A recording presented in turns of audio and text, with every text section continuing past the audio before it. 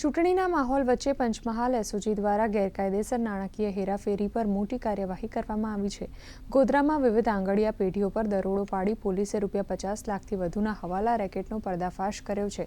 આ કેસમાં આમ આદમી પાર્ટીના ઉમેદવાર અને કાર્યકર્તાઓના નામ સામે આવતા રાજકીય ગરમાવો વ્યાપ્યો છે, તો બીજી તરફ આપ ઉમેદવાર અજય વસંતાણીએ તમામ આક્ષેપોને નકારી કાઢ્યા છે।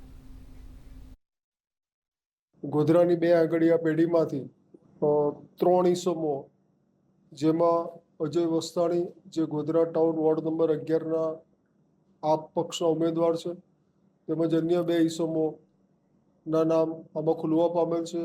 અંદાજે હાલમાં ₹50 લાખ સુધીની લેતી દેતી કરેલ હોવાની હકીકત મળેલ છે। આ બાબતે ખરેખર રકમ ક્યાંથી આવેલ અને કોને આપેલ અને કયા હેતુથી આપેલ એ બાબતની આગળની તપાસ કાર્યવાહી ચાલુ છે અને આ બાબતે આગળ તપાસમાં જે ખુલશે એ આપને જાણ કરવામાં આવશે।